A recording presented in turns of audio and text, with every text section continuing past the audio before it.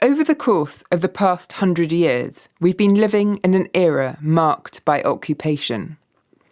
In 1915, America invaded and occupied Haiti, an occupation that would continue for 2 decades. 2 years later, America began a 5-year occupation of Cuba. Meanwhile, in Europe, as the First World War drew to a close, America, Britain, France, and Belgium joined forces in occupying German territory in the Rhineland. In the late 1930s, Nazi Germany embarked on a course of conquest that would lead to differing kinds and lengths of occupation in Czechoslovakia, Austria, Poland, France, Luxembourg, Belgium, Greece, Italy, Norway, Denmark, and the Netherlands. At the same time, Japan occupied China and Vietnam, and Britain occupied the Faroe Islands. And then, after the war, Germany and Austria were occupied by the victorious Western Allies, divided into zones of occupation by the British, Americans, French, and Russians. And there were British and American occupations of Italy and Japan as well. This was the era when the Cold War began, and the end of the Cold War was followed by a new set of occupations leading into the 21st century. We could think here of the Balkans occupied by the UN, or of the continued occupations of Cyprus by Turkey, of the Ukraine by Russia, of parts of Palestine by Israel. Or we could think of the controversial occupations of Afghanistan and Iraq by Britain and America in the wake of 9/11. I'm Lara Feigl, and I teach in the English department at King's College London, where I lead a project called Beyond Enemy Lines, funded by the European Research Council. This project was set up to look at culture in the occupation of Germany. We wanted to think in particular about the way that the British and American occupiers attempted to mobilise culture as a way to transform the German mentality, turning the Germans into peace-loving people. We brought together a team of researchers to do this, meeting in Berlin and then London. During this period, as we got to know more about Germany, we became more curious about how the German experiences related to other experiences of occupation. Did the Allies occupy Italy and Japan in similar ways? We also became troubled by the way that the German occupation was often held up as the good occupation. Indeed, some of my colleagues reported coming across government officials in the occupation archives in Washington in the lead-up to the Iraq War. They'd been dispatched to learn more about the occupation of Germany in the hope that they could replicate this supposed success story in Iraq. Another colleague had been phoned up by Washington officials asking for advice. But the phone call hadn't lasted very long after she made it clear that in fact she didn't consider this particular occupation an unmitigated success. We decided that we'd like to know more about how the different British and American occupations compared to each other. Was there always a process comparable to the denazification of Germany? And was it always accompanied by an emphasis of the need for collective guilt? Was there always an interest in culture, both in importing the culture of the occupiers and in transforming the culture of the occupied?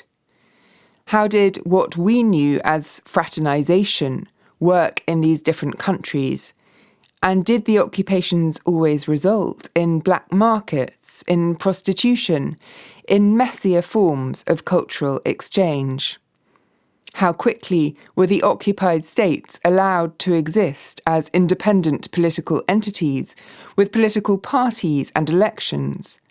How did they resume control of their own press, police force, infrastructure? So it's now July 2016. The British public are expecting the results of the long-awaited Chilcot report, commissioned to find out more about the motives and methods of the invasion and occupation of Iraq. And we've decided to gather in Venice, where one of our team is based, and to invite experts on Japan, Italy, and Iraq to join us. So, on this brilliantly sunny morning, scholars from Britain, Italy, Germany, and America are converging at the beautiful Ca' Foscari University, looking out onto the Grand Canal, where in 1944 liberating British and American troops commandeered the local water buses to tour the city, cheered on by Italians throwing flowers at them in the water.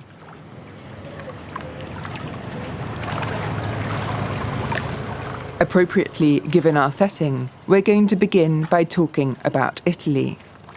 And perhaps equally appropriately, given the period in question, we've brought a British scholar over to talk to us about Italy, Robert Gordon from the University of Cambridge. I looked up, although I should have known this probably, the phrase portare acqua al mare, to bring water to the sea, which is how you say in Italian to carry coals to Newcastle. So I feel a bit silly being sitting here in Venice and coming from Britain to tell you about the occupation of Italy, but there's the photo. You know, we've done it before. Two British soldiers on St Mark's Square in June 1945, occupying pleasurably the space. According to Robert, it's very difficult to say when one period of occupation began in Italy and another ended. A period of uncertainty, fluid change, contradiction, but nevertheless a sort of flowing 43 to 48 hiatus in a sort of nation's history, in which the sort of plural complexities of several wars going on at the same time, several occupations, and complex transitions at all sorts of levels made for a quite illegible and difficult institutional and cultural moment. The Allied occupation began in 1943 with the Allied landings in Sicily, and weeks later in southern Italy. This was followed by months of bitter, blocked struggle, especially at Cassino. There was a breakthrough in 1944, and the liberation of Rome took place in June 1944, just a day or two before the Normandy landings. Meanwhile, there were complex machinations of power. After the Sicilian landings, the Grand Council of Fascism voted to oust Mussolini from power and handed control of the armed forces to the king. Mussolini was imprisoned, and the new Italian government made secret arrangements to sign an armistice with the Allies. While they were doing this, the Germans swiftly invaded and occupied large parts of Italy, liberated Mussolini, and set him up as the head of a new fascist state, the Italian Social Republic, in the centre and north. So at this stage, there were two occupations: the German occupation resisted by the anti-fascists, and the Allied occupation. And both recognised the sovereignty of an Italian leader. There were institutionally two Italys. There was the Kingdom of Italy in the south, which the Allies controlled, and there was Mussolini's Salon Republic in the north, which the Nazis controlled, but notionally they were two Italys. Then, in May 1945, the Germans surrendered. Which notionally, formally, is the end of the occupation. And Italy takes full powers on January 1st, 46. Although there's a very strong continuity, and this is another kind of complexity, the institutional break of the occupation flows on in all sorts of forms of indirect control of cultural, political, judicial, economic institutions and practices well into 46. 47, you get February 47, the official peace treaty with Italy. The last Allied troops leave at the end of 47. And then you're into that sort of period of the sort of post-war settlement, if you like, April 45, both the Italian elections that I mentioned, April 48, and the effective launch of the Marshall Plan. What is clear is that the Allied occupation had a profound effect on the Italians. It may not have turned them into the ideal democratic subjects the Allies hoped for, but certainly it played a part in popularising American film, literature, and popular culture in Italy. But perhaps the cultural changes induced by the occupation weren't so much the result of specific policy decisions as of a general process of Americanization, though the presence of so many American soldiers certainly added to this. This was the case in Germany too, but in Germany there seems to have been more of an effort to send influential cultural figures from Britain and America to be involved in the occupation. In my own book, The Bitter Taste of Victory, I look at the part played in Germany by Billy Wilder, sent by the Americans to be responsible for film in their zone, Stephen Spender, W.H. Auden, and others. There doesn't seem to have been such an effort by the Allied governments to send cultural figures into Italy, or of writers and filmmakers to get there, though a handful of novelists did begin their careers by recounting their experiences in the American occupation army in Italy. John Hershey, Norman Lewis, Eric Newby. So in Italy, Robert is suggesting that the effect of the Americans was often more inadvertent. Robert has circulated to us an article by Charles Levitt, where he argues that black culture had as much impact as the official culture the Americans were there to transmit. The figure of the African-American soldier, as you see in Rossellini's Naples episode, is extremely powerfully present, culturally speaking, in jokes, in songs, in films, as a kind of code for, again, that kind of problematic encounter. Which America are you encountering, and from which kind of high-low perspective, as it were, the sort of underclass of the American occupation. It's now time to compare the specifics of the occupation with Germany.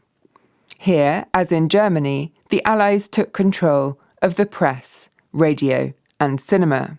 It also had strong views on the sort of cinema and the films that were made and weren't made, and where they could be made and who could make them. We're particularly interested in the question of whether this was presented as the imposed rule of righteous victors over guilty people, as it was in Germany. At the beginning of the occupation in Germany, members of the occupation army were issued with a booklet telling them that there could be no such thing as a good German. The Germans are not divided into good and bad Germans. There are only good and bad elements of the German character, the latter of which generally predominate. The Germans themselves were terrified that their captors would treat them as badly as the Nazis had treated their enemies, though numerous Germans attempted to claim the British and Americans as liberators. Stephen Brockman, who's published widely on post-war Germany, asks Robert about this. Sovereignty on the one hand and the issue of guilt on the other. So it seems like one of the big differences between Germany and Italy is that the German state basically ceases to exist, whereas it seems that there's some sort of Italian state structure here that somehow enjoys some, the respect of some of the occupying powers. According to Robert, there was certainly more of a mutual sense here that the Italians were natural allies who had been misled by Mussolini. Both the British and the American soldiers were pleased to be in Italy, which they'd traditionally seen as a superior culture.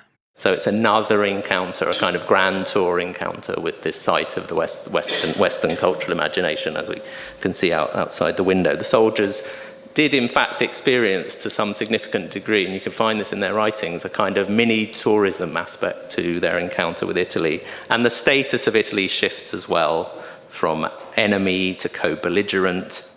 And the Italians were happy to go along with this. At the time and in the period immediately after the war, the occupation was kind of treated as this euphoric liberation in the cultural representations. This idea of the good Italian is the dominant stereotype, which allows Italy to legitimize itself in the international scene, which underlies a great many sort of narratives, films, books, and allows Italy to distinguish itself from the bad German. So the Nazi occupier, the poor, innocent, and basically decent and humane Italian who, say, classically will protect their neighbours if they happen to be Jews, because Italians have this kind of decent individual humanity that supersedes state allegiance and supersedes ideology. And this recent research has shown, by the way, that this was a concerted programme of diplomatic that the construction of this stereotype was part and parcel of the early government attempts to legitimize Italy. So it's in official papers. It's one of the arguments that Italy makes to get itself sort of recognized by the UN, is to say we weren't like the Germans. We had this humanitarian impulse that superseded 21 years of Mussolini because simply we're Italians. And many, many people, Italians, Jewish Italians, bought into this. Hannah Arendt says it as well in Eichmann in Jerusalem. It says there's I can't remember the quote exactly, but she says in this land, that millennial land of civilized people, the Holocaust didn't quite occur. And it's all, it's others have pushed back against it, and it's not quite true, and it is a stereotype, but it's a very, very powerful one, particularly, I should say, in Italian-American circles even today. This was, as Stephen has suggested, reflected in the complicated Allied approach to sovereignty. By seeing the king's government as legitimate, they were allowing the Italians far more autonomy than the Germans. So there's a kind of fake sovereignty, but the Allies are keen in their different ways, and I think you were also asking about this, in their different ways and with their different rhythms, to hand over elements of sovereignty to Italy as soon as they feasibly can. Perhaps the Americans more keen than the British. There's a clear sense that the British want to keep treating Italy as a hostile power, a defeated power, whereas the Americans are much keener to kind of draw them into a sphere of influence, really, and perhaps already thinking in terms of Cold War politics. But perhaps also, I think Buchanan discusses this, that there's more affinity, this kind of Italian-American kind of affinities mean that the Americans are more open to a kind of benign view of the Italian population, and therefore want to kind of guide them, seeing them as a kind of child population that needs to be educated into democracy, liberalism, post-fascism. This seems crucial. A big difference in the Italian and German occupations was the huge presence of Italian Americans in the occupying forces. They seem to have played a less conflicted role in this occupation than the usually Jewish German refugees in Britain and America played in Germany. There, people like Klaus and Erika Mann, Marlene Dietrich, and the Austrian Billy Wilder went back with a lot of ambivalence.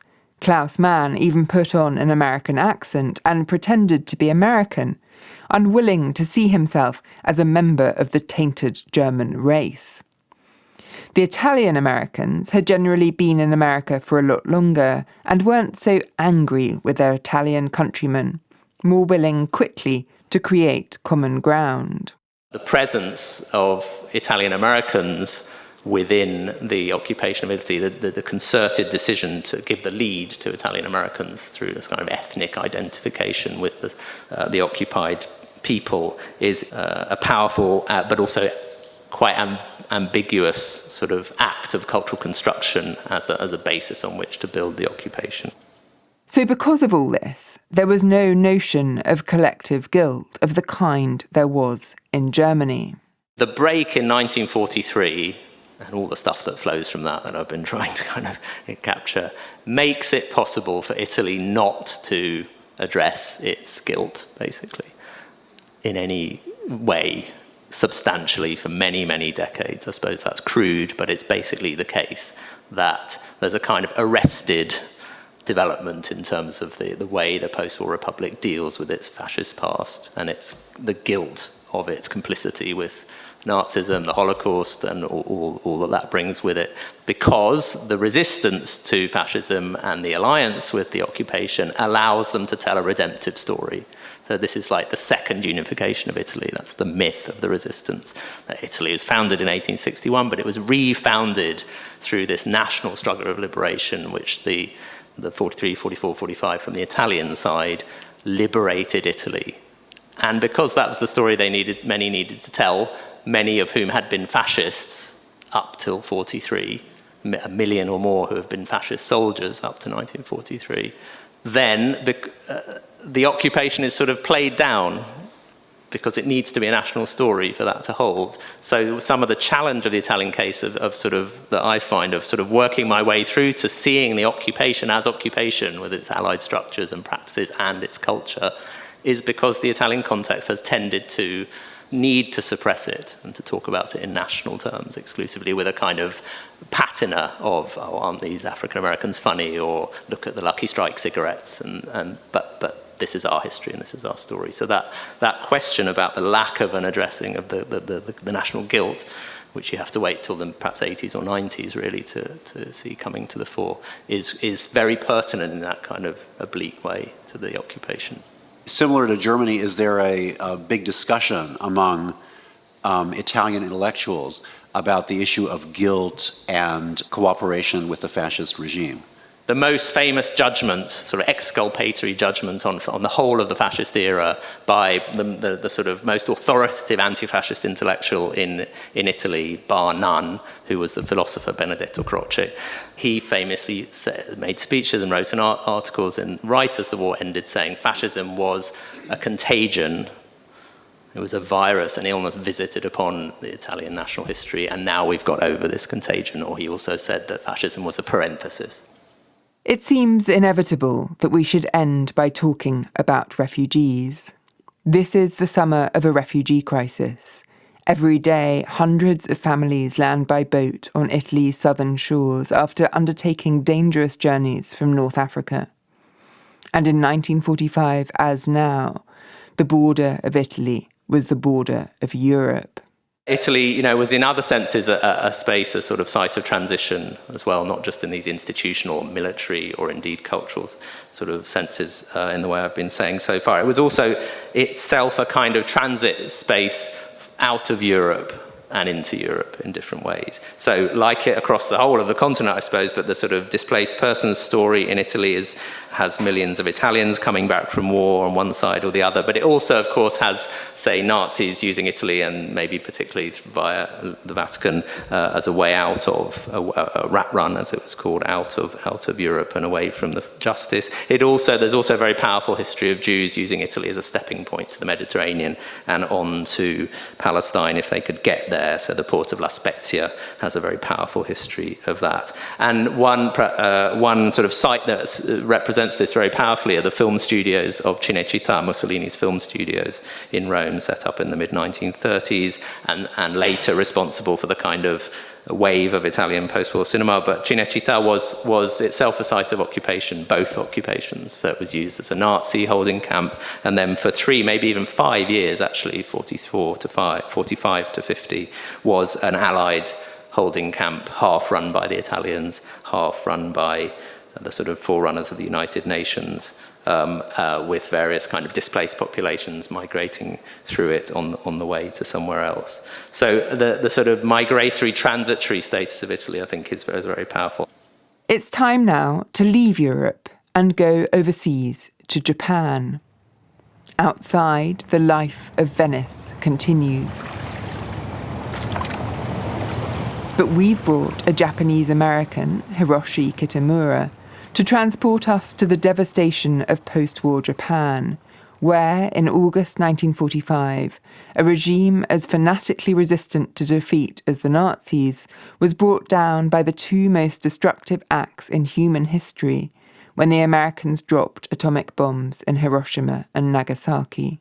The occupation of Germany and Japan, in many ways, are very different experiences. I just listed, excuse my ignorance of German history and German occupation history, but in thinking about the 2 occupations, there are significant differences, for example, in the ways in which the territorial zones, which were divided into 4 in the German context. In Japan, you had a larger empire, but basically the 4 main islands were governed by a single occupation body.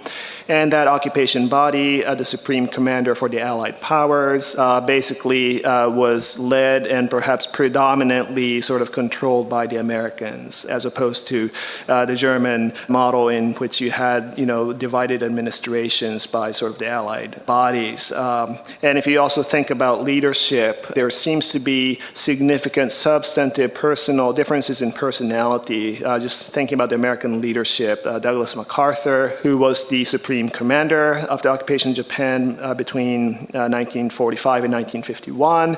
And then if you compare him, with Lucius Clay of the American zone, I think there may be experts on Lucius Clay here, but in terms terms of Douglas MacArthur, he was a strong character, personality, determined. Some argue he was fascist.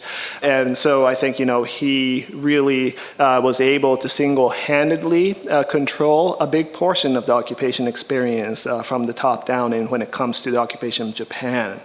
The German case might be a little bit different here. Length of the occupation, Japan, 1945 to 1952 was the official time frame, which is a few years longer than the occupation of Germany. One thing to note is that the occupation of Japan was intended initially as a 3 or 3.5 year plan. It's regarded by many, including George W. Bush, as one of the most successful occupations in American history. But even for that kind of successful occupation, it actually required twice as much time in contrast to what was initially planned.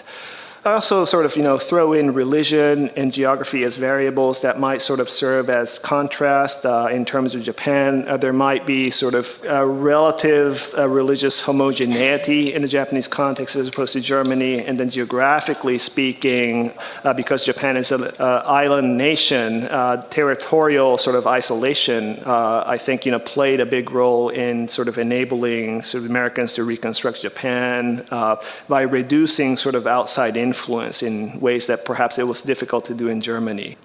Hiroshi is a film historian. He works on popular culture and is interested in moving beyond looking at policy to understand the experience of occupation on the ground.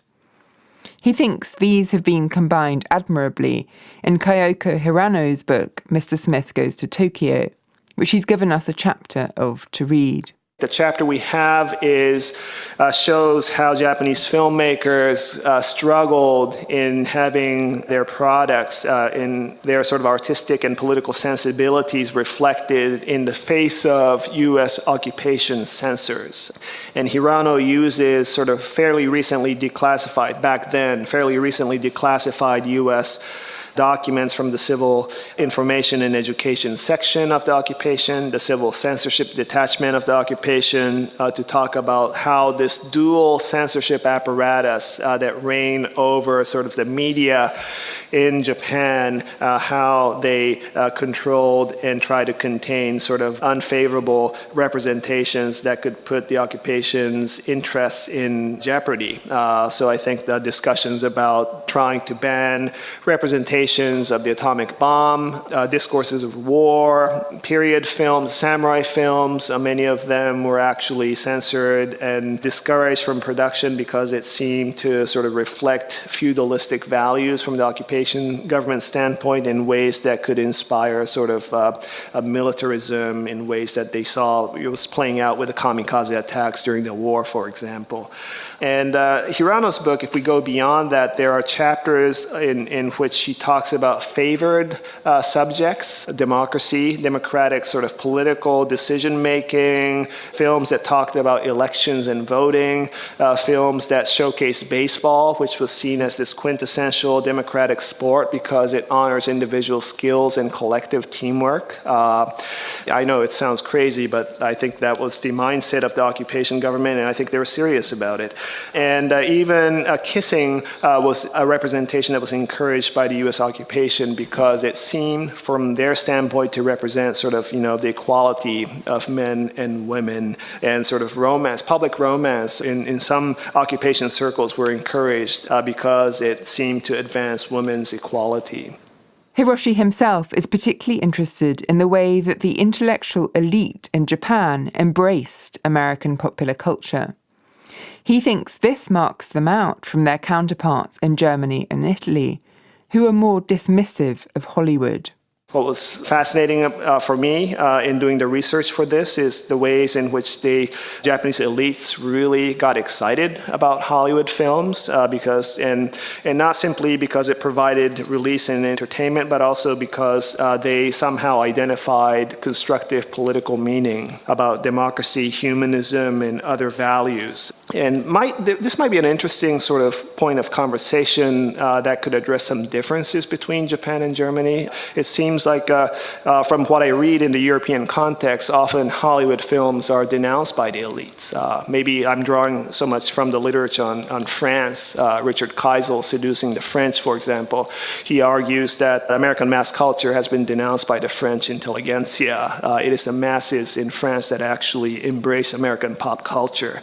In the case of Japan, I think there's a reverse kind of phenomenon in which the elites really embrace American values because perhaps there's an East-West divide and they see the West, America at the top of it, seem to represent sort of a superior and higher cultural form from which Japanese publics could learn to empower themselves with new values, Western Enlightenment values. There is something very interesting about Japanese elites and their fascination with American cinema, American values, American culture. And I think I'll end with this, one example of this is kind of the elite's embrace of American cinema is the ways in which they touted Hollywood cinema as a manifestation of culture or bunka. And I argue in my book that the word bunka, which means culture, it had this dual meaning. On the one level, it signified kind of the European German notion of Kultur. And then on another level, it drew from the American sort of anthropological notion of culture, sort of in a more sort of everyday life, popular characterization of communal sort of mindsets and behaviors. So Japanese elites use the word bunka to celebrate American cinema. This is a word that floats around throughout the occupation, not just on cinema, but a lot of intellectuals use the term to actually describe what's great about American movies. So Pride of the Yankees, a baseball film, biopic of Lou Gehrig. This was, again, celebrated because it was partly about baseball. This was also about sort of an individual, sort of Horatio Alger-esque upward mobility story of a humble man from modest origins. And this film was referred to as bunka. In the same way, State Fair, a story about community, not an individual, but in a rural sort of Iowa farm community, everyday life, sort of maybe an anthropological sort of notion of culture was applied here, but this film was also celebrated as bunka. So I think, many Japanese elites really sort of were attracted to Hollywood cinema in this manner. So the success of the occupation in Japan was enabled by the enthusiasm of the Japanese elites for all things American. This was helped by the fact that, as in Italy, the Allies found it quite easy to turn the Japanese into misguided children rather than evil criminals. During the war, they'd been seen as evil. During the Second World War, how they were perceived as beastly, superhuman monsters. The leadership is not sort of necessarily personified as evil in ways that Hitler was personified as evil. In the Japanese case, it was the entire race that was perceived as evil and dangerous, and that's why you have the internment of Japanese Americans in California and elsewhere. But immediately after the war ends, you see a transition of the Japanese in the world of representation as this little monkey that could be tamed, but required sort of the American adult tutelage to be able to democratically transition and sort of self-determine and govern itself. Jennifer Fay, a historian of film in post-war Germany, steps in to ask how this works in terms of the notion of education and re-education. It seems to me in the German context that re-education was a sense of like a restoration, to bring people back, to bring Germans back to their truer selves, and that the real German was actually a German American, and like that was the promise, of Germany after war. And I wonder if you could talk a little bit about how the culture of either bracketing or finding continuity with a militaristic Japan, where on one hand you're moving forward in terms of a kind of education as opposed to this kind of restorative discourse, which I think works well, for the Americans to say, we're not changing you, we're just getting you back to where you were before this perversion of Nazism was. And that seems to be a more viable cultural policy than saying, well, we actually just need to kind of come and change fundamentally, like who you are and how you think about things. I think in the Japanese context, like in the German context, the term that the occupation officials used was re-education. Saikyoiku would be the word. And there is this restorative kind of goal set by the occupation. In many ways, I think, in spite of how they perceived, constructed kind of the Japanese as this evil race during the Second World War, when it comes to the occupation era, there is this interestingly sort of, expressed faith about how the Japanese could be brought back to the international community. And they might be sort of, the American occupiers might be thinking about Japan before it charted its course of, empire in the 1930s. So there is that discourse. This leads to the question of guilt. Did the notion of restoration stop the Japanese from needing to feel guilty? Was guilt talked about in Japan as it was in Germany? So going back to the question about guilt, another way of thinking about that, I think, is the fact that the Japanese emperor was absolved, relieved of, he was able to stay in the position as emperor, even though relegated as a symbol. So he was relieved of that guilt if that was imposed. On the other hand, there was an imposition of guilt to the various, military officials and soldiers who were deemed as war criminals, from A to C level criminals. There were thousands who were tried. So that's where the critical energy went in kind of imposing the guilt label. Many, Japanese who supported the cause of the war, you could make a case that they were those, kind of agendas were imposed by a very oppressive military. But at the same time, there were many Japanese civilians who genuinely felt guilty for supporting this military war machine that almost, led to a total destruction of their own country while destroying countless lives in neighboring sort of Asian states and in Americans and so on. What I also could say perhaps is that, especially when it comes to more elites and intellectuals, they might have been anxious about their changing status. There are many intellectuals who are supporting the war, who worried about what will happen to them in the wake of defeat, and the expression of guilt became a way perhaps for them to sort of protect their own position in society and to express their allegiance to the U.S. One of the big sort of wedge issues or the competing sort of narratives in thinking about defeat was whether or not the Japanese military establishment was guilty or whether or not the entire population was guilty. And the government, many military elites argue that it's the entire population that was guilty. Many intellectuals, many civilians firmly believe that it was the military government, or at least they expressed their argument that the military was to blame. Rochelle Davis, an anthropologist who's joined us to talk about her work on Iraq, steps in at this point to press Hiroshi on the Japanese notion of guilt. Guilt and sort of who people are. As an anthropology graduate student, one has to go through the paces and read all the ancestors who wrote. And Ruth Benedict, of course, did The Chrysanthemum and the Sword for the U.S. Department of War, which gets published to the public in 1946 and then gets translated into Japanese in 1948, and then becomes part of this kind of, I think, this reckoning with the guilt becomes through that, because she had sort of posited, if I am remembering correctly, sort of a culture of guilt versus a culture of shame and all these sorts of things. So you have this American anthropologist rendering a version of Japan for a war purpose, then going back into Japan and Japanese reading it and debating it. I mean, it's got so many levels of kind of craziness to it that, but as far as I know, the Americans didn't commission an anthropologist to do this for Germany or do this for Italy or other places. And so it kind of goes to your point that it seems to me that it was about kind of Japanese culture versus whereas in Japan and Italy it was about a fascist ideology that got imposed and stuff. And so I just wanted to have a follow-up. It wasn't Germany supposed to be the culture of guilt, whereas Japan was supposed to be the culture of shame? I mean, as far as I understood that, it was that Ruth Benedict was more, it's like American culture was guilt culture and Japanese was shame, and that it's something to do with public, private, and sort of individual and collective. So there's a sort of public dimension to shaming, whereas guilt is more, well, juridical but also kind of projected inwards, as it were. Yeah. So guilt and shame are different words. Guilt is tsumi, shame is haji. It's very different words.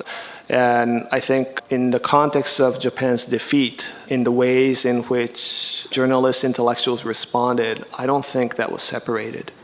So I think many Japanese journalists, intellectuals who supported the cause of war until 1945, they felt both ashamed and both guilty about this. It seems, I get the impression that guilt and shame are pretty important central topics in thinking about the occupation of Germany. Guilt, okay. I'm not sure if I encounter that level of intensity in thinking about the occupation of Japan. It may be sort of, the conversation is more about bodies, contact zones, and the kind of liminal status of people's lives who are changing, perhaps in resisting categorizations. I think the prostitutes or the fraternizers, the women that Dower talks about, are fascinating. Another parallel with the Italian case, which is relevant to this, the guilt, shame discussion, and also to the anthropological dimension, which I think is really key. And that's the kind of, I think Benedict herself, but anyway, honor is another term for this. And so honor culture or honor shame cultures, which supposedly have this kind of public-facing shaming, fear of shaming or fear of public loss of honor and loss of face, these kinds of stereotypes, but also kind of elaborated anthropological models. Honor is something that you really don't see a whole lot during the occupation. But what we actually see, we start to see that more in the 1950s, after 1952, when Japan restores its sovereignty. The wartime military march becomes a popular theme that's played in pachinko parlors, for example. And there are a group of war films that actually make a case that they seem to honor sort of the individuals who lost their lives. This is mid to late 1950s and on. There are sort of, biographies of military generals that are published in the 1950s after the occupation. And there seems to be an argument that some things that the Japanese military officials and others did during the war are not bad.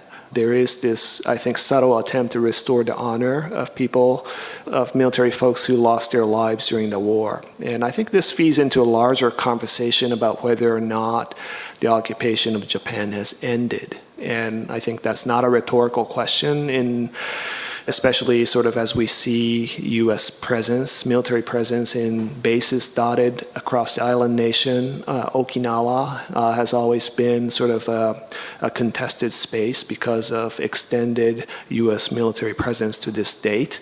And I think the current conservative administration in Japan is kind of playing with that discourse to try to revive a more nationalistic agenda, to try to remilitarize Japan. And by renouncing Article 9 of the Constitution, which actually bars the Japanese from holding military power, even though the Japanese do have military capabilities through the self-defense force. But I think the bigger question is kind of, the argument that is launched by those nationalistic right-wing conservatives is that the occupation has not ended, and the Sengo, the post-war of Japan has really not ended after 70 years. And so we have to do something to change the paradigm. So I think, to me, sort of honor is an important part of that kind of counter-discourse that helps revive the nationalistic sentiment of Japan that you see more and more today. I ask Hiroshi to clarify this. Does he agree? But he's starting to find his role rather stressful.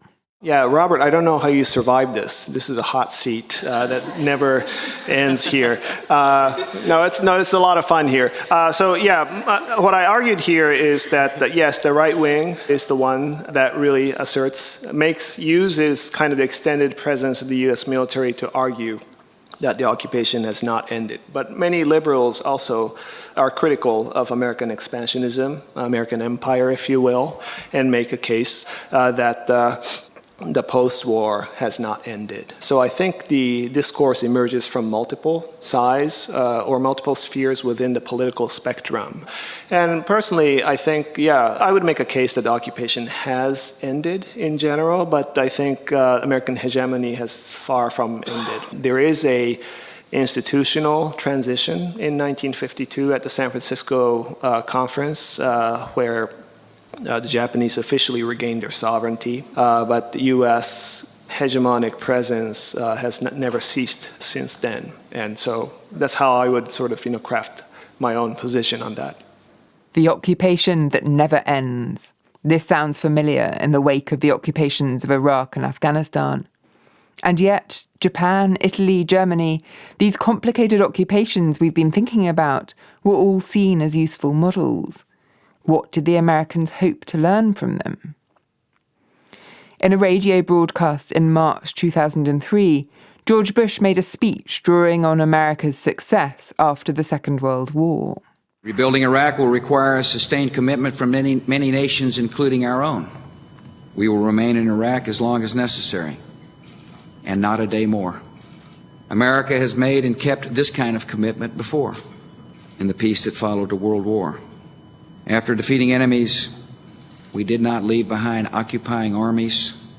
We left constitutions and parliaments. We established an atmosphere of safety in which responsible, reform-minded local leaders could build lasting institutions of freedom. In societies that once bred fascism and militarism, liberty found a permanent home. There was a time when many said that the cultures of Japan and Germany were incapable of sustaining democratic values. Well, they were wrong. Some say the same of Iraq today. They are mistaken.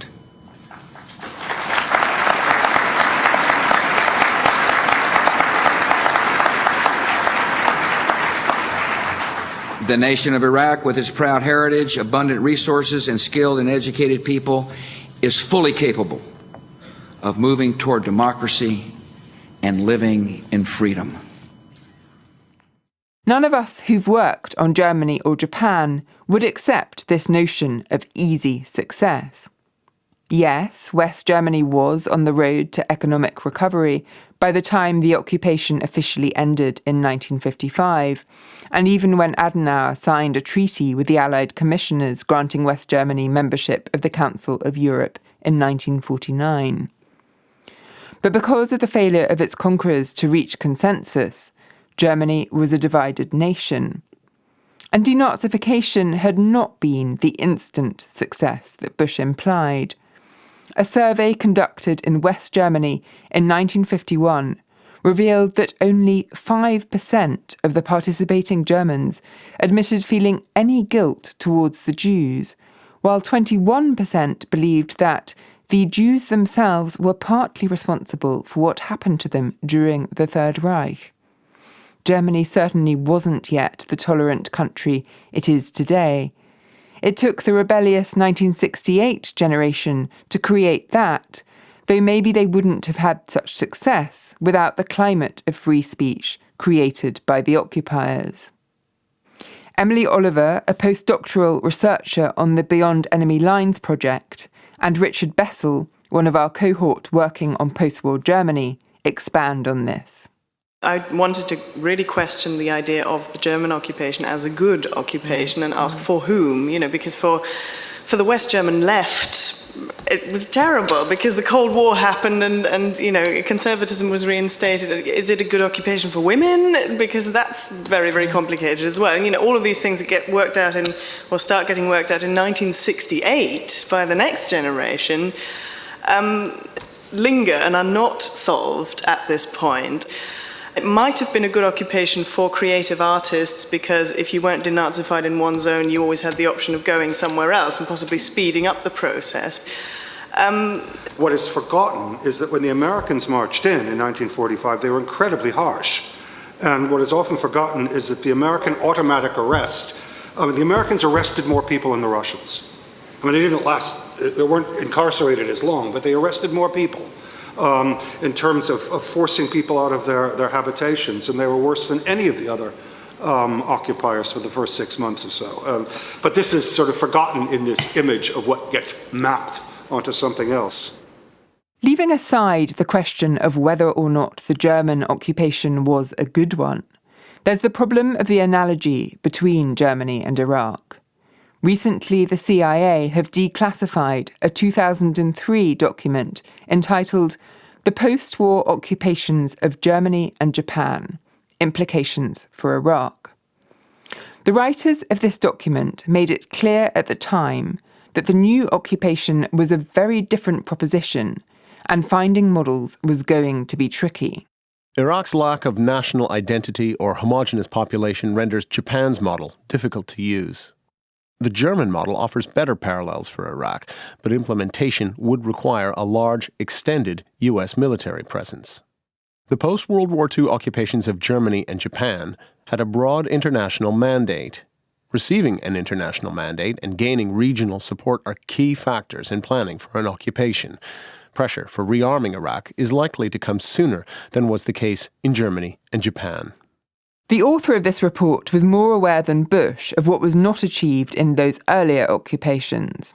In Germany and Japan, the occupations were started with goals for sweeping political, social, and economic change that were rapidly rolled back in order to ensure that Japan and Germany would become stable and firm members of the anti-communist camp. This retreat from early lofty goals for social and political reformation reflected changing U.S. policy goals due to the start of the Cold War and allowed many of the traditional elites and institutions to retain power and influence. A transformation of Iraq to a true democracy could require a U.S. role lasting a generation. Any U.S. commitment to sweeping changes in Iraqi society and politics could be affected by unanticipated developments, as the Cold War changed U.S. goals in Germany and Japan. Nonetheless, we can see why the Americans attempted the maneuver of invoking Germany and Japan. I wanted to kind of go back to the Orientalism question. The occupation of Germany was really marshaled as the example, the presumption A that this was a super successful occupation, and that it could produce corollaries, so that the Baathists were like the Nazis. And I think it was a really important way to anticipate the critiques of Orientalism and turn culture into politics. Germany became a really important alibi in a way, that the vocabulary of that occupation could be a ready-made narrative for the occupation of Iraq, to give us ready-made enemies, ready-made solutions, and to thwart the idea that when we go, occupations are what first world countries do to other first world countries, although we also do it to Haiti, we do it to a lot of other places. But colonialism is a kind of third world proposition, so that to make sure that Germany was at the forefront of this example it was a really good political campaign, a kind of good public relations strategy. And whether or not it actually worked was totally beside the point.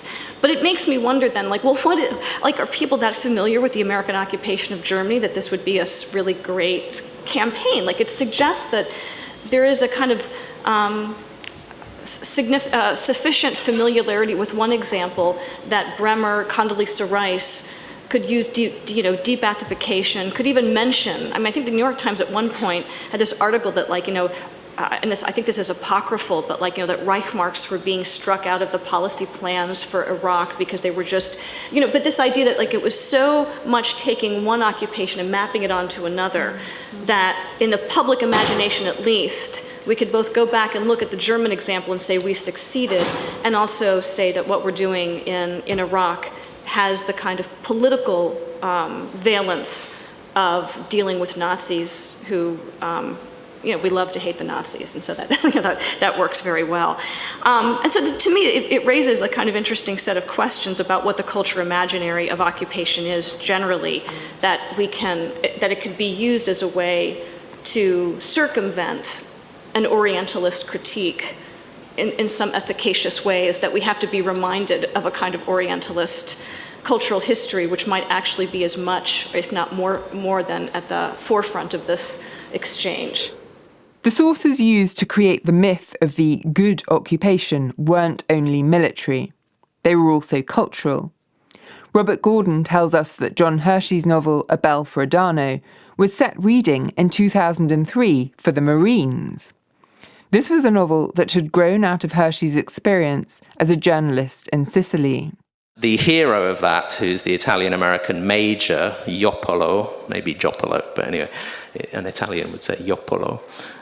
Major Joppolo is the kind of ideal good American, Italian-American, who sets himself up as the controlling power in this town, Adano, and sort of provides a model for how to treat humanely but firmly, to pass on the kind of liberal democratic principles of the occupation to this poor, benighted population of this Sicilian town who've had 20 years of fascism to deal with. The novel starts with a dilemma. Adano has lost its church bell. It's been taken away and melted down for war purposes.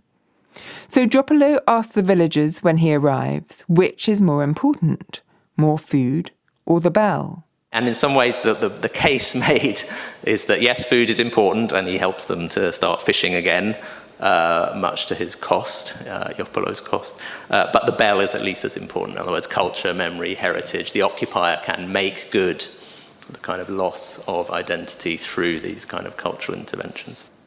The narrator of Hershey's novel advises his readers to get to know this man well, because the United States' future in the world lies in the hands of our Joppolos. So, 50 years later, the Marines were to be Joppolos in the making. We need to produce more Joppolos. We need good, decent, morally upstanding, but also culturally sensitive Americans. We turn to Rochelle to find out more about Iraq. Was there any of the same emphasis on culture there was in the post-war occupations? Were the arts still seen as vehicles for transformation? One thing I want to start with, as the kind of anthropologist in the room, is the definition of culture.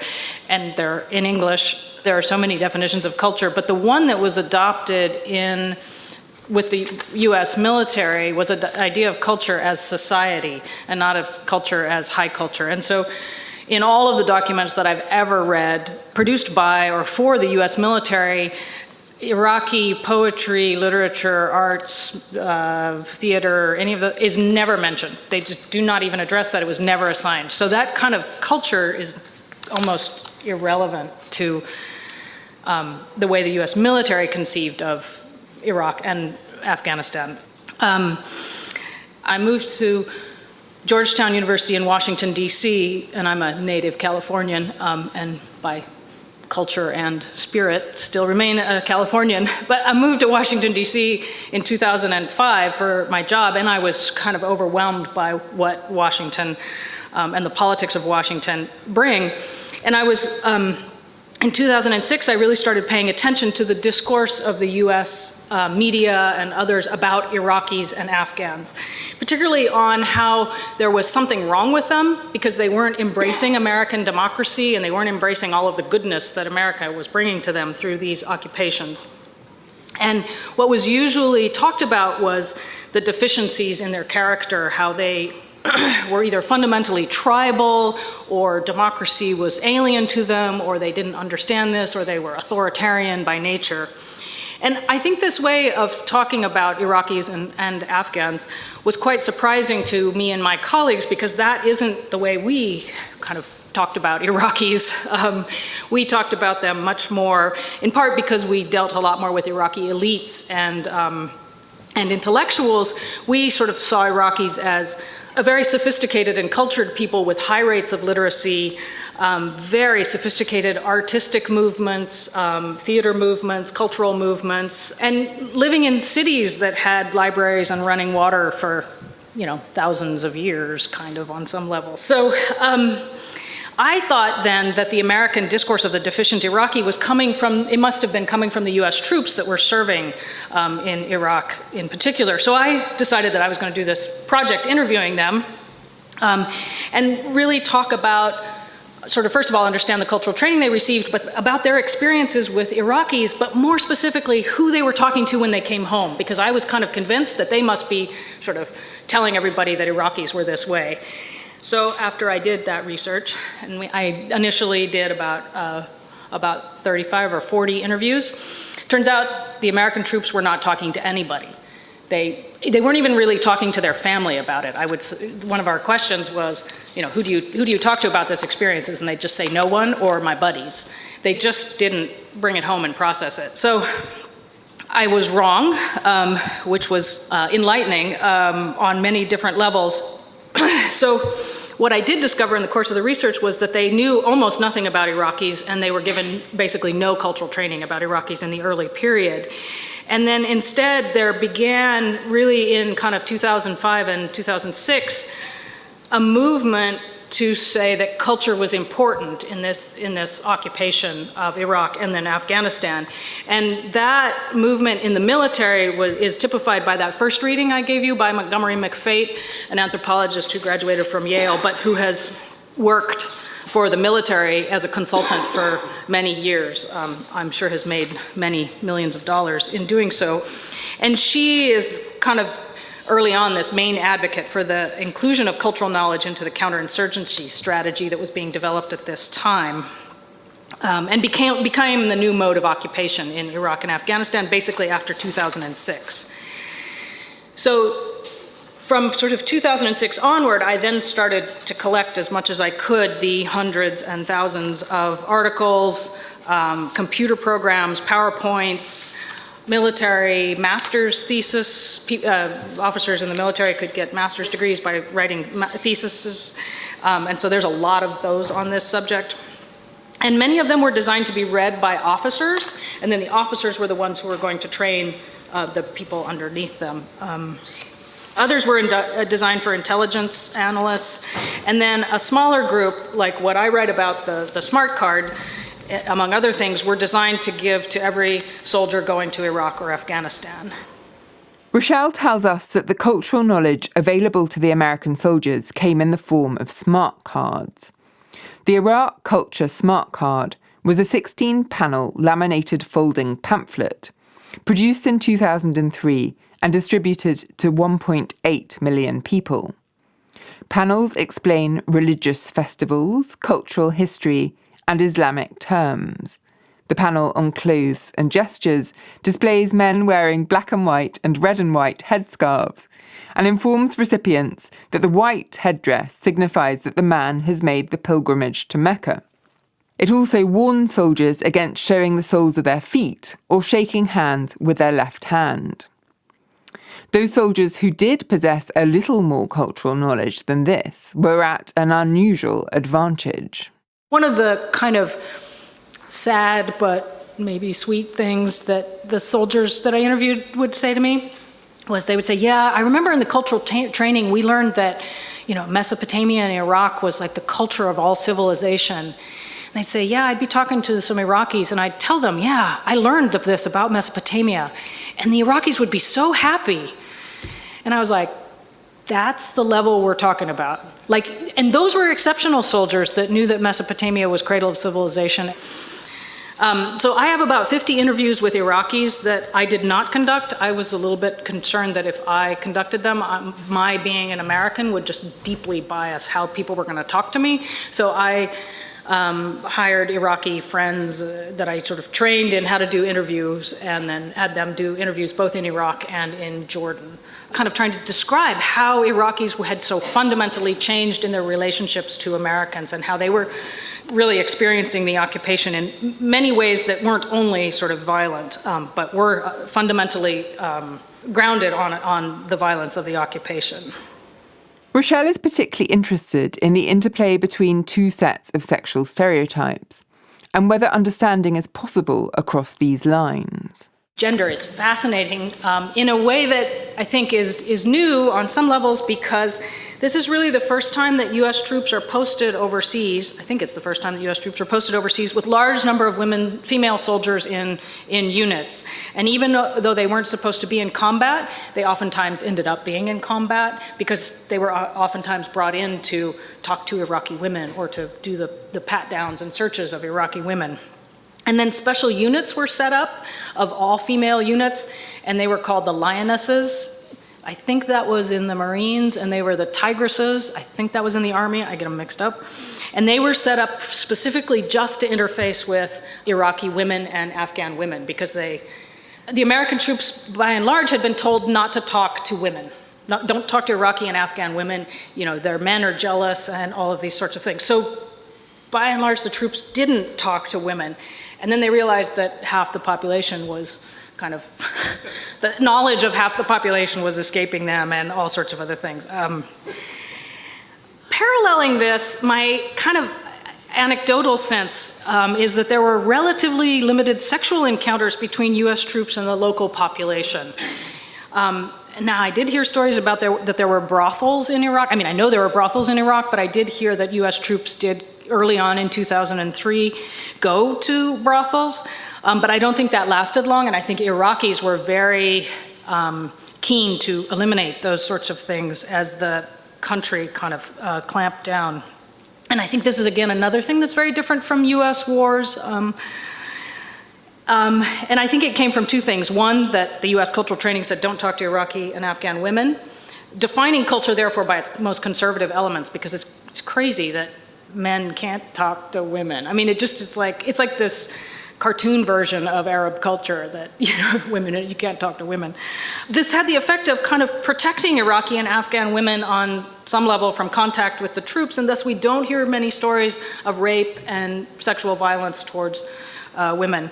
But it also had the effect, of course, of reinforcing the notion that these are male-dominated societies and thus giving men much more power than it gave women. So it basically sidelined Iraqi and Afghan women from any voice and any relation with the power structure that was imposed by the US in Iraq and Afghanistan. And there are works that are written by Iraqi women during this period. There's a really good blog that was turned into a book, and I think it's actually real. She has a pseudonym, but it's called Baghdad Burning. And she laments, she was a computer programmer, and she laments how the war and the occupation and the violence basically ensured that she had to quit her job because she couldn't, you know, her family was really concerned about her traveling back and forth between home and work. And so the lack of security became so dangerous for women that they were essentially sidelined. Other Iraqi women did take jobs with the US military as office workers and translators, and I had these research assistants who were doing the interviews. I had 4 people who were from the US military, who had served in the US military but were Georgetown students, and I had 4 Arab American women, and those were my research team. And so a lot of our interviews were done via phone, and so I'd be on the phone listening. And this young woman named Dalia is listening to this soldier tell her about how, yeah, Iraqi women, you know, they show up to work and they're wearing like jeans and t-shirts, just like us. And I hear Dalia, who's like, you know, wears jeans and t-shirts and is super sophisticated, this sort of Lebanese woman. I hear her going, oh yeah, that's so interesting. And I'm like trying not to laugh because I can just see her face and she's like rolling her eyes. Because the stereotypes that people had were so, so the rates of sexual harassment and sexual violence that US women's soldiers faced within the military by their peers and by their supervisors is like off the charts incredible. And that's something that needs to be calculated in all of this. Conceptions of masculinity come in here as well. Masculinity in the gender world provides a really fertile analytical lens for which to study the occupation. And I just have a few quick observations. If any of you know Iraqis, they're very physical people, and they do a lot of kissing of each other and holding hands and these sorts of things. And US soldiers, the male US soldiers were like, whoa. And so they called it the man kiss. And so they would say to me things like, I would hang out with these Iraqis and I'd even do the man kiss with them. It was very grudgingly kind of learned that if they wanted to be with these guys, they had to kind of do things on their terms. And some of them would say, yeah, when they really wanted to talk to me, they would hold my hand. And you could just see these men as they were telling these stories, how uncomfortable they were by this notion of masculinity that was very feminine to them, and it threatened them. There are questions here to be asked about race, about how the racial differences between the Americans and the Iraqis intersect with the racial differences within the American army. Race was another interesting thing because Iraqis were fairly, they'd seen a lot of American movies and television and other sorts of things. So they were very aware of American race relations. The other thing that is happening in the military, from my understanding, is you will never find a military unit made up of, 10 soldiers or less that is all white or all black or all Hispanic. It will always have a mix of people. This has been a military, since the desegregation of the military, and more recently this has been a command decision. So Iraqis were very aware that these things were playing out, that American race relations were playing out in the hierarchies within units. And there's one of my favorite videos. I've watched a lot of American military videos, but one of my favorite videos is this joyful video of an American military unit handing over command of a base to the Iraqi military. So they've gone through all the training, and it's, a couple of years of doing this, and the American commander is, there's kind of a official handover, and the Iraqis just break out into this Iraqi line dance, and all of the soldiers are lined up and they're dancing along, and they grab the American commander, who he's pretty high up. He may have been a lieutenant general. And they just grab him into this line dance, and they kind of like make him line dance with them, and he totally gets into it, and he's dancing away. Turns out he's an African American. And I so wanted to know sort of how this was understood in, like, how the Iraqis kind of saw him and his command of this unit, and his willingness to kind of be with them in this way and to celebrate with them and not be kind of standoffish and formal, and what kind of discussions they had with him about race and color of his skin, because Iraqis would not be shy about talking about these things. There isn't the same sort of taboos. Werner Sollers, another scholar of post-war Germany, intervenes to ask what is becoming the inevitable question about guilt and shame. Yesterday we talked a lot about guilt or shame, and it occurred to me that if you start a war of aggression, even if you rephrase it as war of choice, you don't then expect guilt or shame from the population you encounter, although there may be something like guilt or shame expectation that would then help you expect they would run toward a friendly, pro-American, pro-democracy attitude. So, in other words, if you copy an earlier form of occupation minus the rationale that the earlier one had and have it in a war of aggression, there's now something really completely different. I would say for the most part, Iraqis don't feel guilty or shame about these things.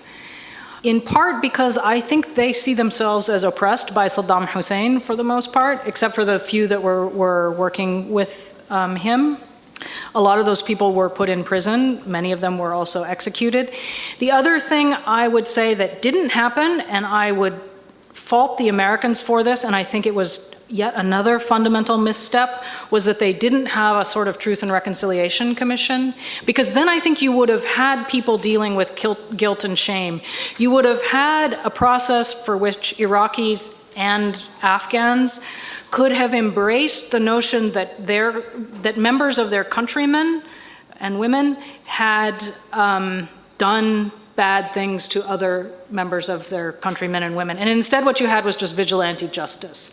People in Iraq were selling documents that they had looted from the local Ba'ath Party archive that had the names of people who had informed on them. So you could go look for your name in these documents, and you could find if, the reason that you had not gotten a particular job was because, someone else had told you, and then you could go take your revenge on him because he had, informed to the Ba'ath Party on you. That was pretty common in Iraq early on. The Americans had no clue that this was going on. The American troops had no clue that this was going on.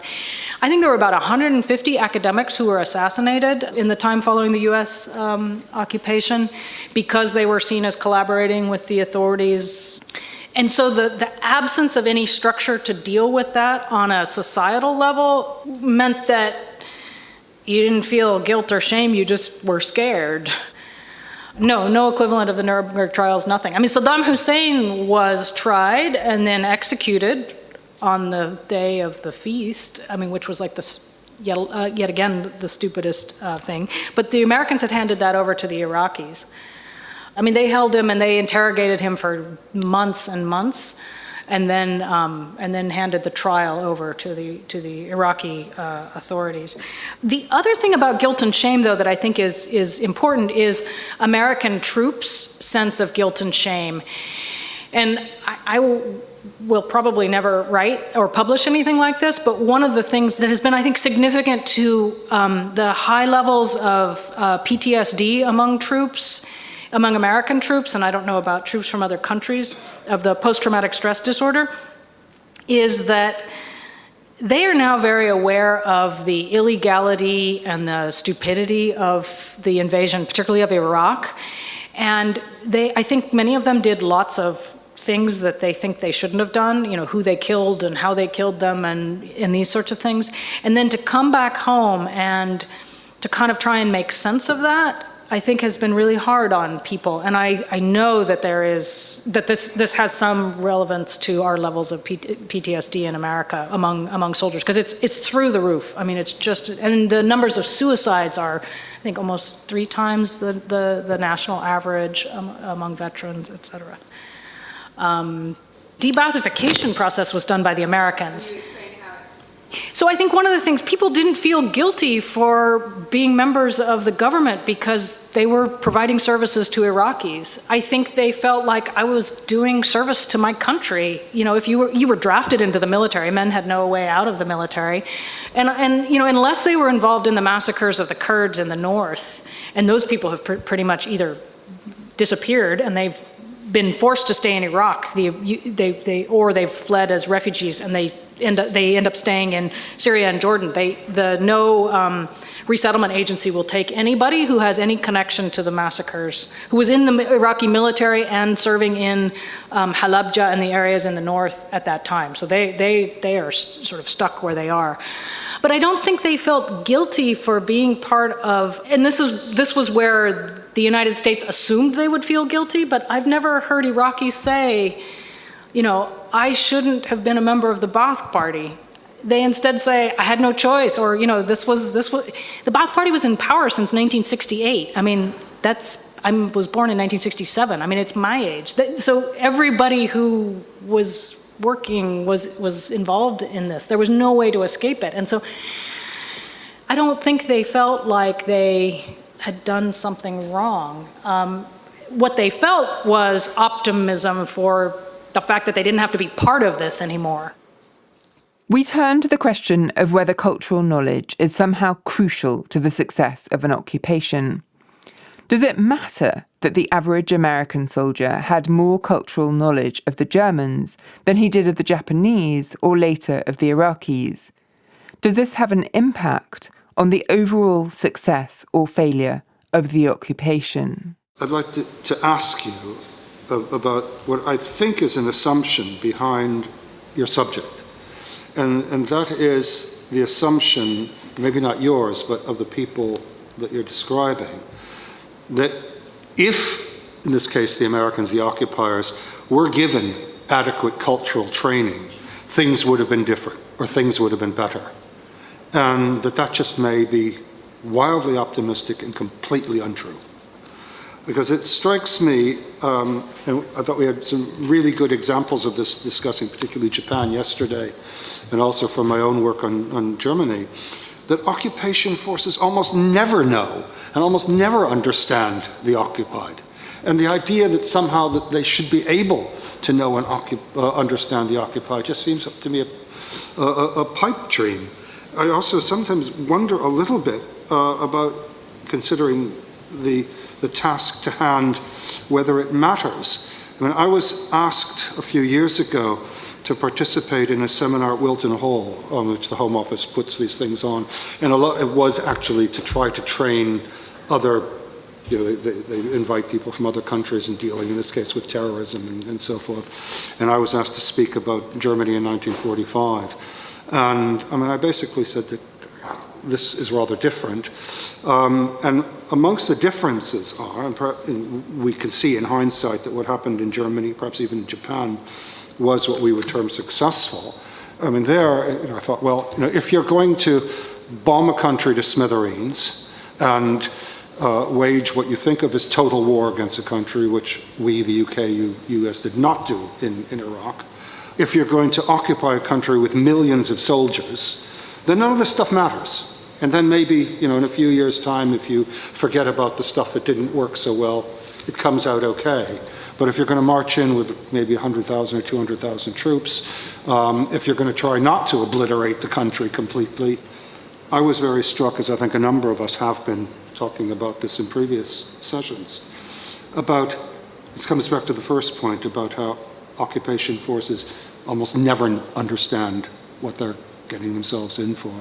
The assumption, particularly amongst the Americans in Germany, was that they would be greeted by a fanaticized population, thoroughly indoctrinated by the Nazis, that there would be an insurgency, that there would be what we now call IUDs being placed in hay wagons, and when the Americans walked by, these would be blown up and so forth. And except for one incident after they occupy Aachen, what they encounter is an amazingly passive, subservient population. And my thought is that, at least according to the mythology and so forth, is that they really were very receptive to what we had to bring. And my thought is that perhaps somehow this idea of we going in with all of this bounty and being appreciated then helps to frame or fuel the misunderstandings with which the Allies go into Iraq. And so in a sense, they get it wrong in both instances. But the getting it wrong in Germany turned out a little bit better than the getting it wrong in Iraq. I think you're totally right in that one. I think you're really spot on, because I think it's just such a fallacy. One of the things that I constantly say, and I've had a lot of eye-opening experiences with trying to understand the perspectives of US military personnel, and I always say to them whenever I talk to them, and they say, well, what should we have done differently? And I say, we shouldn't have invaded the countries in the first place.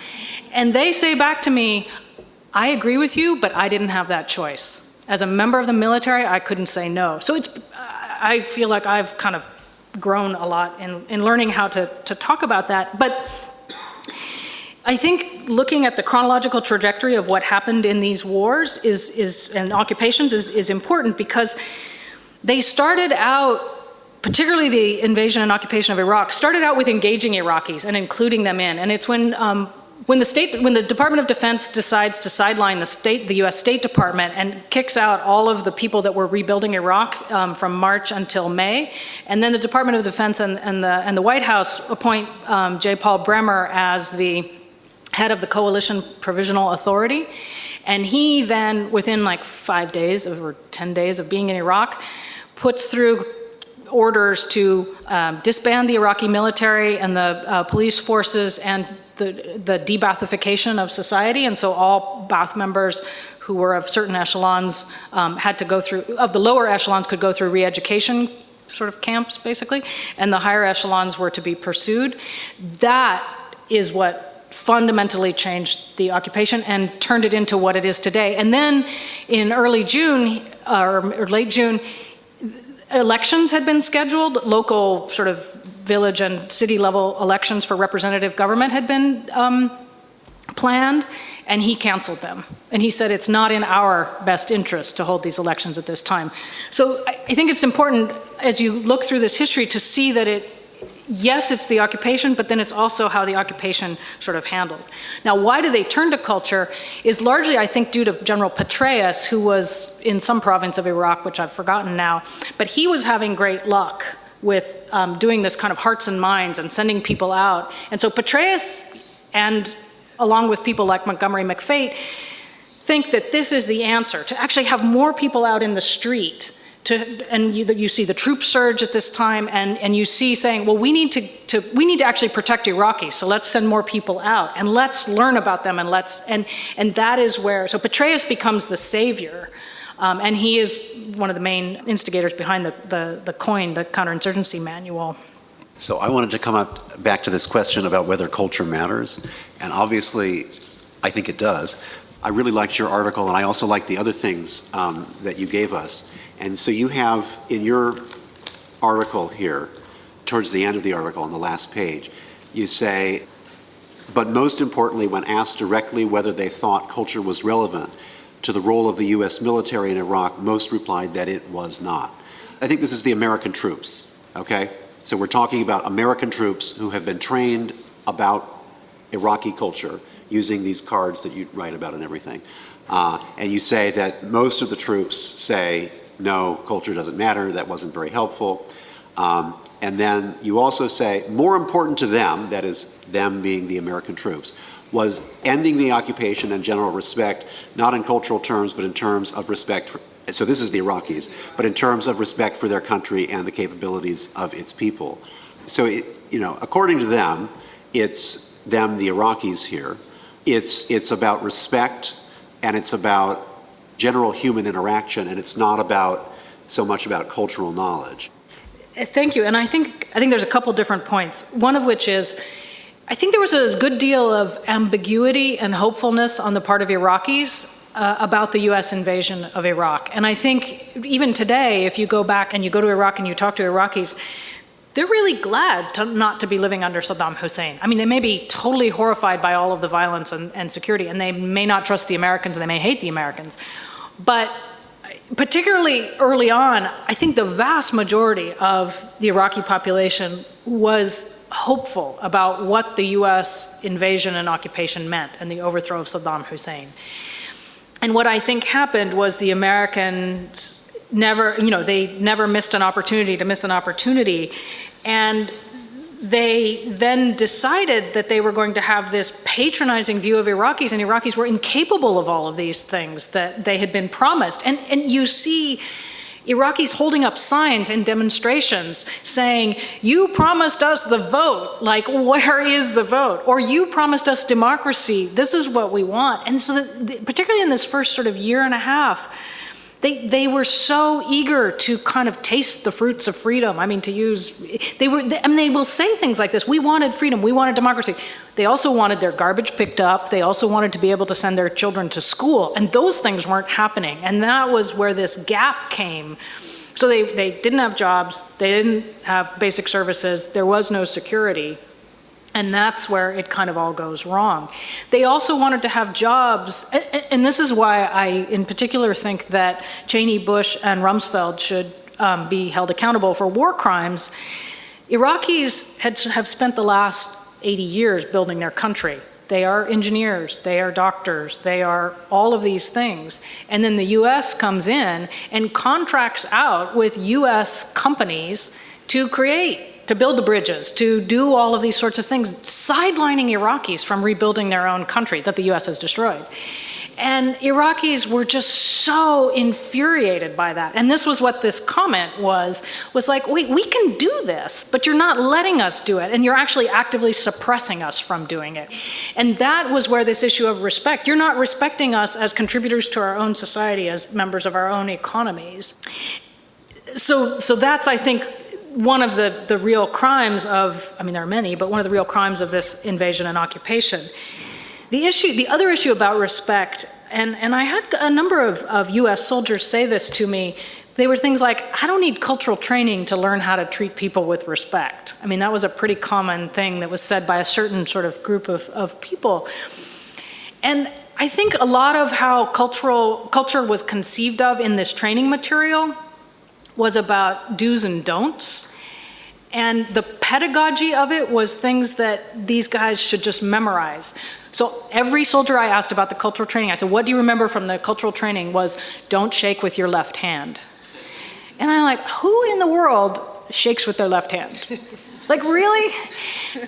Like, I also then came to figure out that it's because people hold the gun with their right hand and they keep their hand on the trigger, so I guess people were not taking their hand off their gun to shake hands.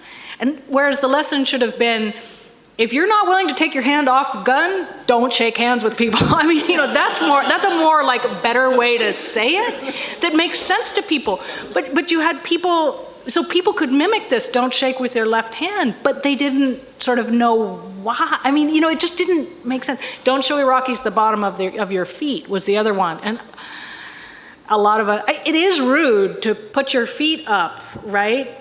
But like in a situation like this, I mean, if I don't know if I can do this politely, if I did this, you might think it's a little weird, right? I mean, you'd think it's a little strange. And it's about formality and informality, and they could have taught the soldiers this way. I mean, I see this cultural training as fundamentally disrespectful of the cultural knowledge of the soldiers themselves as well, because they know in a formal situation, I mean, my God, the hierarchy of the military.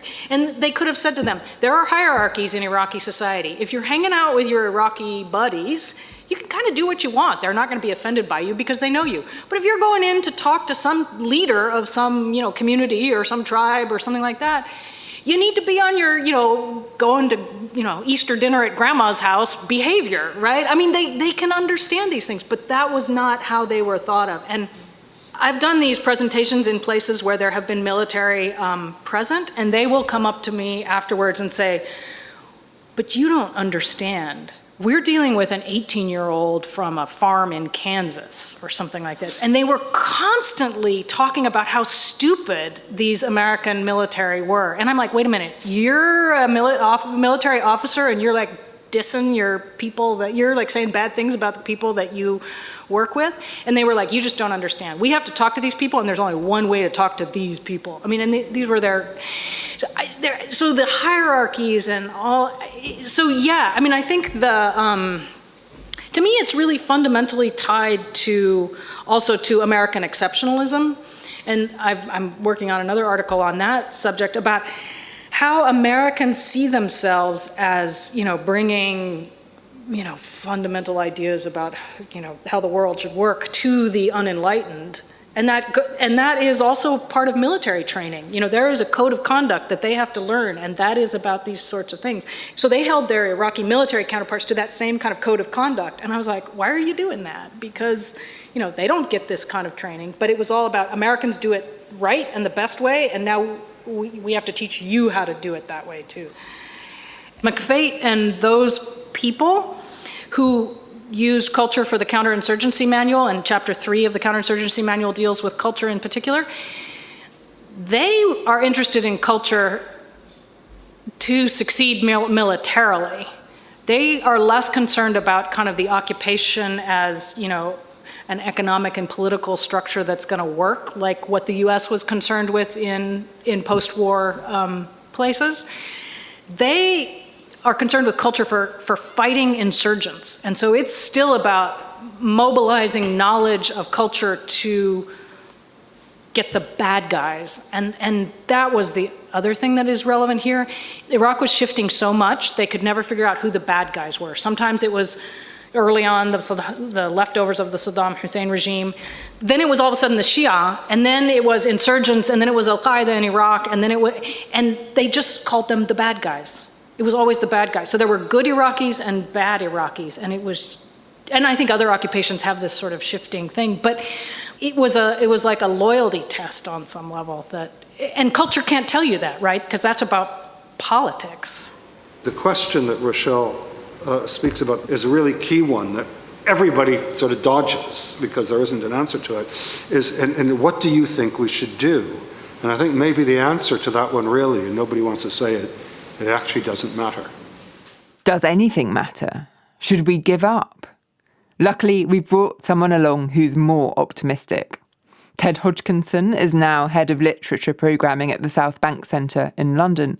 But in 2014, he was working at the British Council, for whom he organised the Naniti Poetry Festival in Iraq, believing that poetry could play a role in fostering cultural exchange in its widest sense.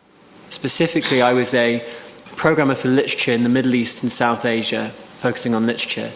And our belief very, very much was that culture, and I would very much include the arts within that definition, is a bold claim, but that can be a space in which we create greater trust between people from different cultures, and even that we might glimpse each other's shared humanity in that process, and that's a fundamental good which we seek to pursue irrespective of direct political agenda or particular who's in government and so on. So the question of, is the British Council directly responding to government mandates? The answer is no. Does the funding come in part from the government? Yes, but in the way that, in an ideal sense, the civil service would be operating on longer term goals. So yeah, so it's partly about, I think, to borrow a phrase from Ted Hughes, when he set up Poetry International, which wasn't a British Council initiative, but said poetry, he believed, could be a universal language in which we can all hope to meet. And I think that fairly well encapsulates what I saw my role as being.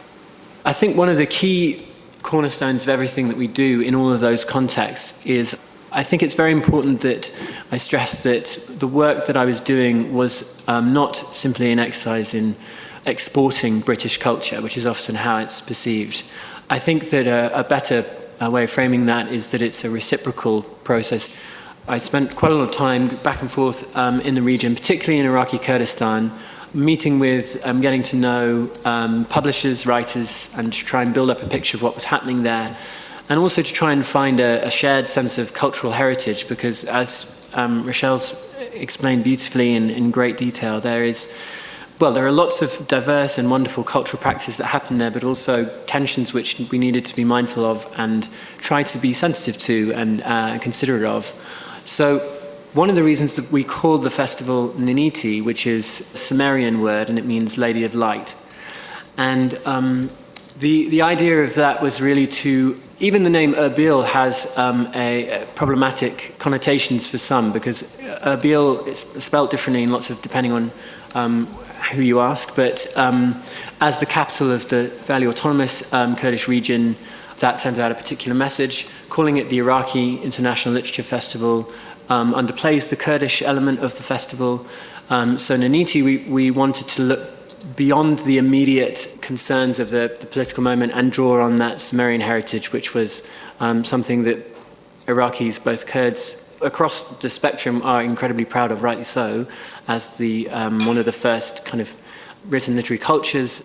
So Chairman Hadi, one of the kind of key both consultants and inspirations for the festival was Chairman Hadi, who is a Kurdish poet who was, until the age of 4, living in Sulaymaniyah, and at the time of various gas attacks, which meant that her family fled to Scotland. She is a prize-winning poet and had been based in Edinburgh for many years. And around the time that we were planning this festival, she, I think, felt that it was very much her duty to return to Kurdistan, and that she wanted to take up a teaching post there, and that her greatest project would be kind of to return to her homeland. So she was a very important figure for me in terms of building the program, trying to find the right tone. She's somebody whose poems are, they have this extraordinary generosity and humanity to them. One of my favorites of her poems is a poem called His Boots, about Saddam Hussein's boots, just an ordinary pair of boots when they're not being worn by him. In the lead up to the festival, we wanted there to be rather than just a showcasing event that was well attended and rich, we also wanted there to be a legacy for the festival. And so we undertook this project to pair up British and Kurdish and Arabic speaking Iraqi and Syriac and Turkmen writers to translate each other's poems. And the results were really quite wonderful. So we had 1,000 people who came to the festival in total, in person. We had a partnership with Redoubt Media, who are a local media broadcasting organisation, and they estimated that through the radio and TV broadcast, we reached around 6 million people. That's an approximate figure, but it definitely seemed to get decent coverage. I think it's fair to say that, just anecdotally, I think there was a great feeling of, there were great challenges that needed to be faced, but I think overall the possibility of having a broad spectrum of writers on the panel was itself our sort of main objective, was to have Kurdish, Iraqi and Syriac and so on, as many different groups as possible on one platform. And I think that I'm very aware of the role that Britain has played in a variety of different countries in that respect. But I think that to just look at some of the positives in a cultural sense, I think that if the British language and literature can be a space in which those writers can both come together and exchange their different views and also discuss their work, and also feel that their work is reaching a broader international audience, then I think that's a worthwhile part of what we were trying to do. And we weren't at all valorizing or trying to justify any sort of particular actions of foreign policy or whatever. It was really about the literature itself. Could this have had more of an impact earlier in the occupation? Should the early occupiers have attempted to do something like this? To acknowledge the political parameters that you're speaking within is essential. You have to do that. So I also just want to make a point that I think the crucial things in the immediate aftermath of war are shelter, safety, security, people having a secure life. And I think those are, I'm not at all suggesting that the arts is more important than those things. But I think that, just in case that wasn't clear, because I'm not saying that that's a catch-all solution for everything. So I think the American approach to the occupation, I would say that the omission of looking at the source of great pride that Iraqis particularly, let's talk about Iraqis and literature, that is a great source of shared pride. And I think that overlooking that entirely, it's a missed opportunity, I think, to create. I'm not suggesting that General Petraeus wanted all of his soldiers to be going out with pamphlets of poetry and reciting it on the street corners, but I think that feels like a blind spot to me and a missed opportunity in terms of trying to show respect and interest in those cultures. If the American-led occupation had happened in a different way, with people that knew something about Iraq and had paid attention to what was going on, they would have held the, Baghdad Literary Festival, the 44th annual Baghdad Literary Festival, 4 months after the occupation, and they would have invited all of the poets and everybody who'd participated before to come back and say, and they would have said to them, hey, you don't have to praise Saddam Hussein. What are you going to do? Do something else. And, issued that kind of invitation. But they didn't. I have never heard of anything. I mean, I haven't looked specifically, but I've not heard of anything like that. So TED's festival sounds wonderful, but some of us want to question the ease of the British Council's rhetoric, especially in the mission statement that TED has circulated to us to read. My colleague Ben Schofield from the German department at King's starts us off. What struck me reading the materials you provided, the Culture Matters report is something that I've cited so many times in the past 18 months, trying for funding bids, and also I do a lot with the European Commission on their cultural policy. And a lot of it, I feel that you could read some of the things that the Commission produces, and it would talk about and UNESCO and all the various other people that's cited here, in the cities and cultural value and things like that. But the thing that sticks out that seems different here to otherwise a fairly common language about cultural value and how it circulates is when this talks about the roles of ministries of culture, and then it comes back to this, not cultural translation, but the kind of diplomatic implications. And this says, and I find it quite startling in a way, because it goes against kind of things like the Commission say, so we must remember that culture is not diplomatic. So there's this sudden twist towards the end. I'm kind of encouraged by that, actually, because I think it creates a space, as I mentioned about a couple of the writers, where their work isn't necessarily diplomatic in any instrumentalized sense.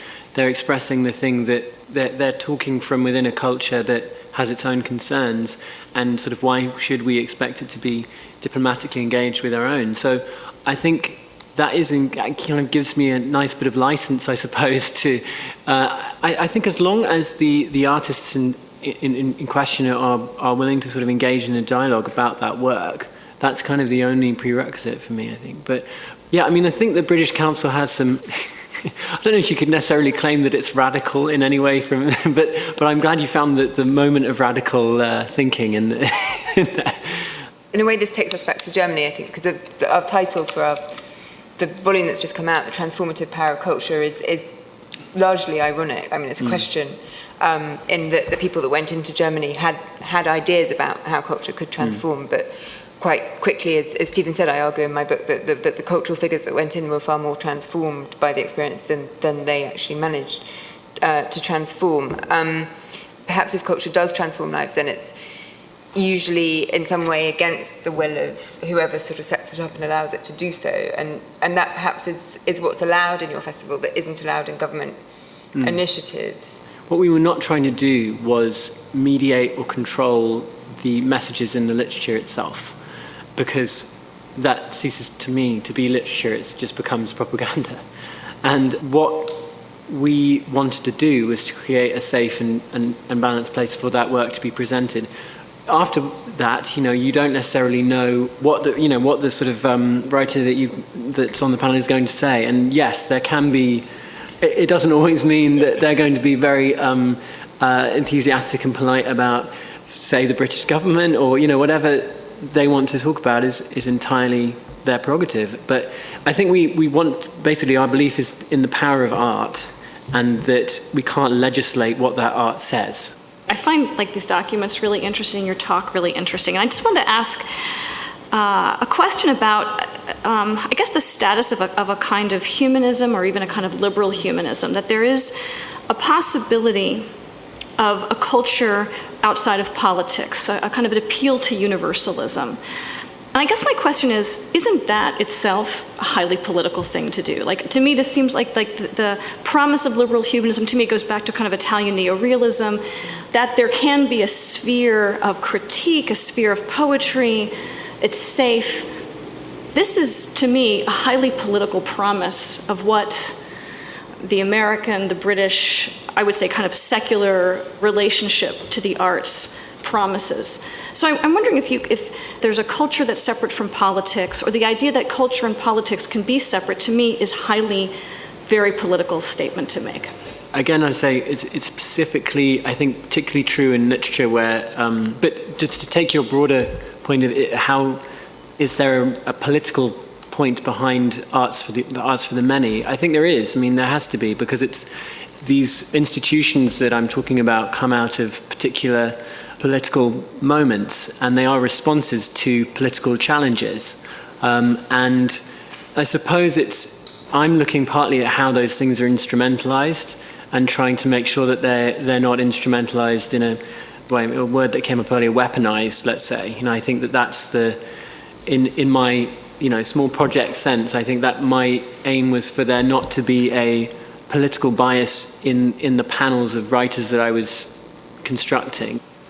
Going back to this idea that culture and diplomacy, might actually not go hand in hand. I mean, as a foreign policy scholar, I cannot help but think that they're just inseparably intertwined as cultural diplomacy. And so I'm just wondering, humanism, for example, was a discourse that the occupation of Japan, U.S. occupiers, tried to promote in the Japanese context, highly ideological, strategic implications. I suppose it's the question is, to what extent is the British Council a sort of colonial project? And I think that it's true that those institutions have colonial histories, and that's not something that we want to be ignorant to. But in terms of to what extent is it a political extension of those histories, I think that perhaps this is a naive view, but I like to think that the arts has a greater agenda than that, and that actually the exchange between, and this might sound a very specific response, but that the enhanced links between, say, Hassan Blassim and Choman Hadi and Gariba Skandar and those writers, I would say that is a greater good than the sort of historical baggage of the organisation. I don't think they're being disingenuous in this document. I do think they tie themselves in knots, but a very understandable knot. And actually, I think it's far more interesting than the vast majority of these documents, which are precisely disingenuous. Because if you look at that paragraph on page 22, and I'm sorry to go on, but it's attempting to differentiate the work of this politicized cultural organization from foreign ministries. And that's its, so it says, at a time when foreign ministries across the world are increasingly using the term soft power and developing structures and processes to coordinate their cultural diplomacy, which it puts in inverted commas, we must remember that culture is not diplomatic. So I think it's a critique of the soft power narrative, but it continues to say, in many ways, culture is everything diplomacy is not. If diplomacy is about government, culture is about people, so what we heard earlier.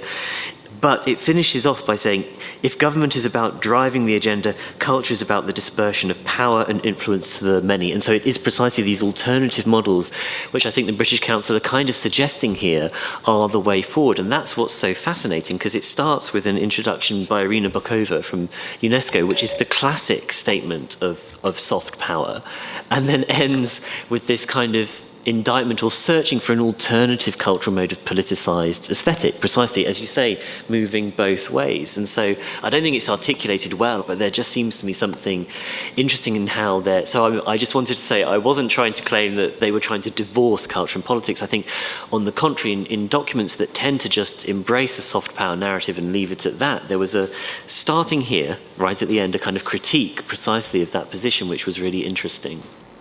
I'm very interested in kind of broadening out, if only to protect the British Council, you know, to the whole idea of the organisation of culture, which surely as a stratum in what the whole issues we're discussing here must be absolutely fundamental. So not the military or the higher institutions of the state, nor the individual artists, but these groups, associations, collectivities, organisations, through which vast, complex sort of transmissions and creation of culture happens in these occupation situations and elsewhere. So, I mean, Congress of Cultural Freedom, so we all have an idea of a kind of highly instrumentalized or hidden instrumentalization of the sort of Cold War culture wars, and then perhaps a sort of notional idea at the other end of a spectrum of a kind of pure and neutral sort of utopia of an idea of simply the sort of pure isolated exchange of culture. But I guess, you know, we're always somewhere in the middle, and I guess it would be very useful, and I know I can sort of get a sense that some of you have worked on this in the German case of like, what is the spectrum of organizations? So I'd just be interested to know if someone has kind of mapped fully, if it's possible, this kind of spectrum of different organizations, and the British Council would sit somewhere along that spectrum, but would be just one of many, many, many different ways in which culture is organized, so structurally organized. Where does all this leave us? We end the conference aware that we need to think harder about whether cultural initiatives are always going to be a form of soft power when mobilised in an occupation. More generally, we're sure that there is important comparative work to be done here, but less sure that we know how to compare these very different occupations, or that we really have a framework for talking about occupations at all. One clear difference between the era after the war and the 21st century is the relative casualties of war and occupation. In the occupations of the Second World War, both by the National Socialists and later by the Western Allies, the death toll of the occupation was dwarfed by the death toll of the war. The occupation was a time of comparative peace. This wasn't replicated in Iraq or Afghanistan, where it was much harder to say where war ended and occupation began. Jennifer Fay thinks that this makes it more necessary than ever to understand what exactly an occupation is, and she thinks we don't yet have the language or theory to do this. These kind of strategies, or these ways in which to adopt, you know, the Iraqis adopting American modes of dress, habits of behavior, is both seen as a kind of very unique vernacular that occupations, even maybe more than a different kind of colonial subject, but the occupation subject and what we might call like occupation mimicry has these vernacular iterations, a very unique, maybe a Baghdad way of mirroring, mocking, honoring, whatever, these kind of occupation tropes. And I think also the kind of anxiety that produces, you know, of not knowing how to read which should be signs of success. Is it mockery? Is it hiding? Is it superficial?